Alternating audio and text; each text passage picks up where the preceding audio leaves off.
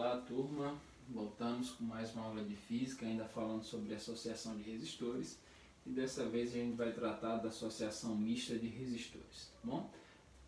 O que vem a ser uma associação mista, né? Como o próprio nome já sugere, né? Mista, a gente está misturando resistores que estão tanto em série quanto em paralelo, tá? Então já dá para você imaginar que você precisa relembrar os conceitos de associação de resistores em série e associação de resistores em paralelo, ok? Então eu trouxe aqui um exemplo para ilustrar melhor o que nós estamos vendo na aula de hoje, tá bom? Então o que diz o exemplo? No circuito representado a seguir, está aqui o circuito, a bateria é ideal e mantém entre seus terminais uma DDP, né? Significa diferença de potencial, que é a mesma coisa de tensão, né?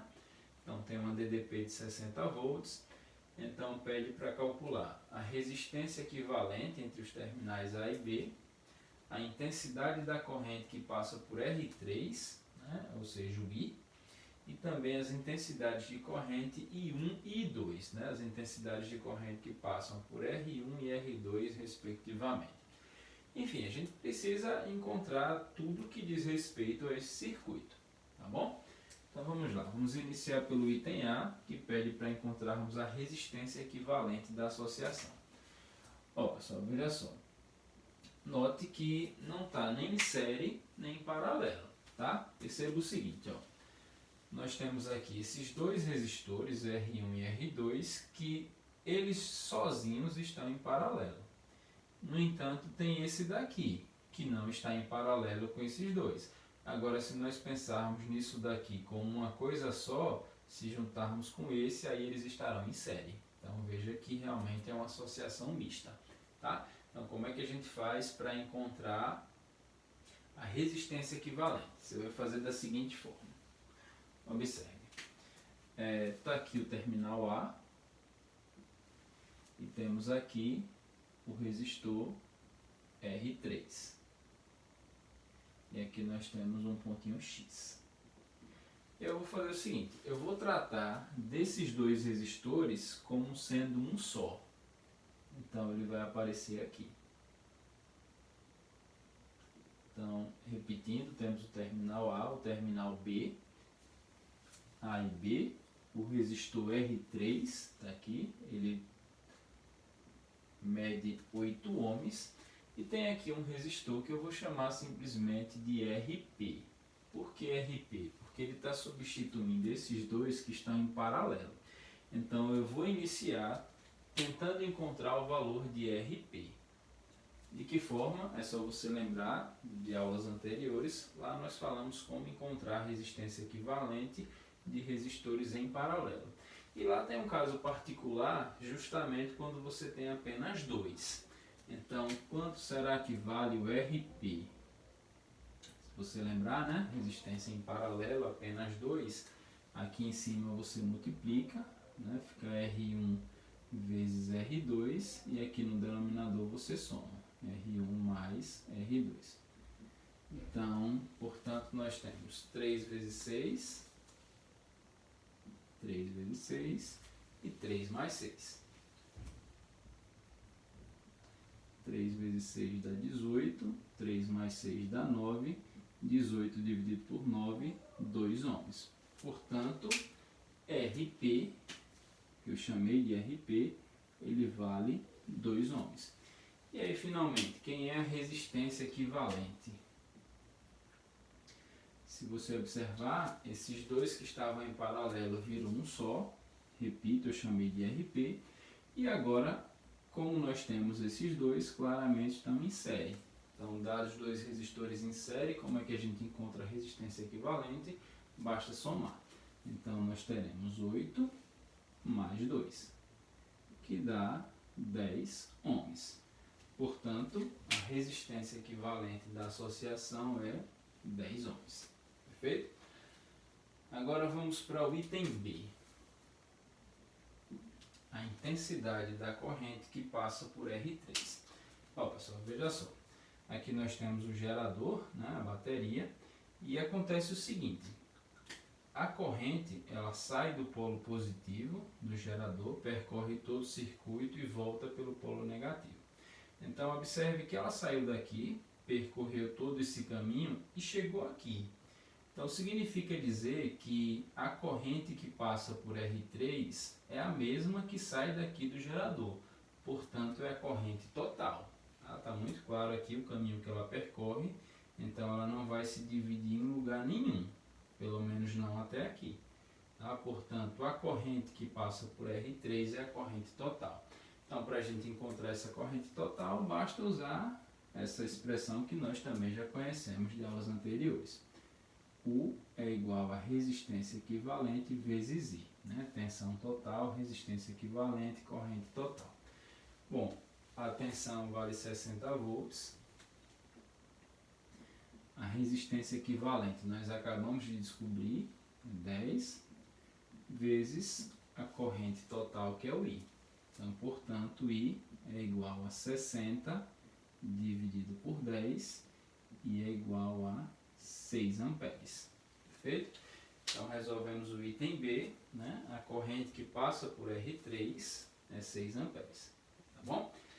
E aí, para finalizar, nós vamos encontrar, né, a resposta para o item C, que talvez seja o mais complicado. Ó. Ele quer que você determine as intensidades da corrente que passam por I1, ou melhor, que passam por R1 e por R2, que eles denotaram por I1 e I2. Então, vamos tentar achar I1 e I2. Voltando aqui ao andamento dessa corrente. Ela saiu daqui, passou por R3, só que quando chega no ponto X, ela se divide. Agora, não necessariamente em valores iguais. Né? Ela chegou aqui com 6 amperes, mas não necessariamente vai ser 3 e 3. Só seria assim se esses resistores tivessem a mesma medida também. Tá? Se tivessem a mesma resistência. Mas como eles são diferentes, naturalmente vai ser diferente. Tá? Então, como fazer isso? Eu vou resolver usando uma espécie de sistema. Veja como. Repetindo, quando chega aqui, a corrente se divide. Tá? Uma parte sobe, outra parte desce, digamos assim.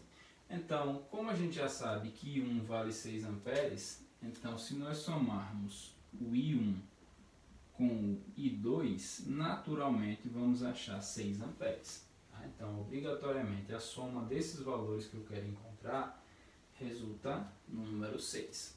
Tá? Daqui a pouco a gente volta para essa expressão. Vamos continuar aqui.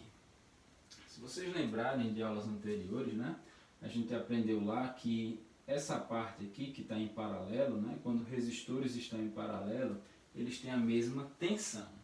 Portanto, U é igual a R1 vezes I1, né?